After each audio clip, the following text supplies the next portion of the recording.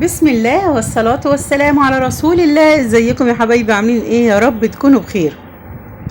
زي ما انتوا شايفين كده هنعمل صينية سمك قراميط في منتهى الجمال. سمك القراميط من انواع السمك الحلوة جدا واللي مهدور حقها على السفرة بتاعتنا. خفيف وسهل وسريع جدا في انك تعمليه غدا سريع جدا.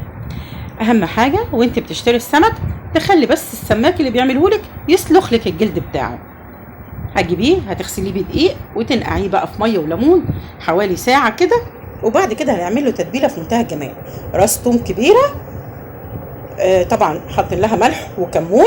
زي ما انت شايفه كده السمك في منتهى الجمال متنضف وحلو جدا.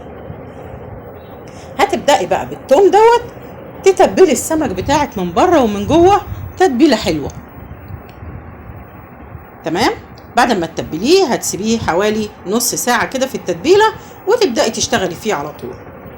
زي ما قلتلك من أنواع الصواني السهلة وسريعة جدا.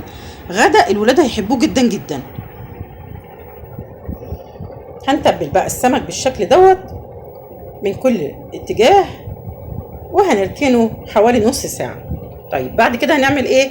هنعفره في الدقيق وهنقليه نص قلية. تمام. التكه دي يا بنات بتخلي السمك في منتهى الجمال وبتخلي له طعم حلو جدا جدا. يعني التتبيله دي مهمه جدا للسمك. هنعفره في الدقيق زي ما انت شايفه كده، دقيق بس ما فيهوش اي حاجه. وهنبدا نقليه النص قليه وبعدين هقول لك بقى نعمل ايه.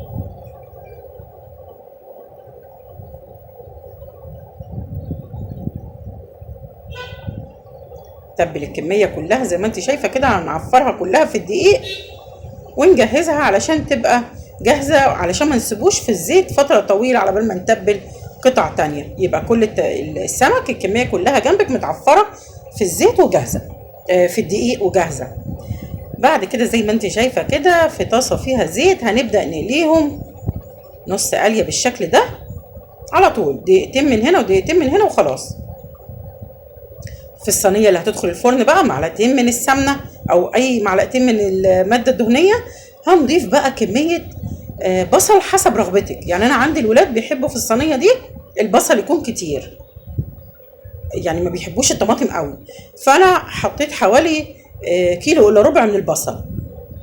قطعته جوايح زي ما انت شايفه كده وهبدا اقلبه بس لحد ما يدبل وانزل عليه بنص لتر من الطماطم.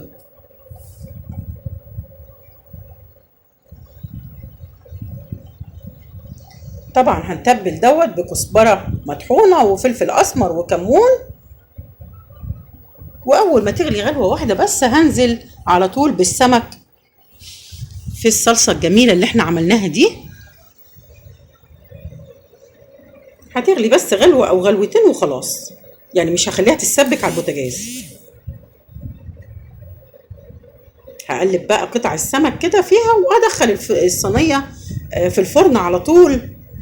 مفيش نص ساعة وهتكون خدت وش وفي منتهى الجمال. لاحظوا ان السمك مستوي نص سوا، يعني يا دوب السمك من الحاجات اللي احنا المفروض ما نزودش عليها السوا قوي، بتستوي على البخار حتى.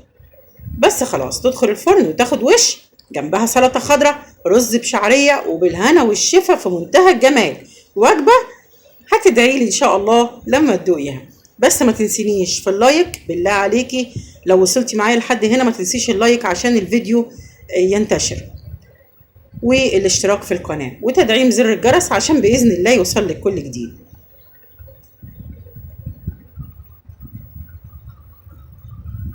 بس خلاص كده وخلصت الوصفة بتاعتي النهاردة. شكرا ليكم والسلام عليكم ورحمة الله وبركاته.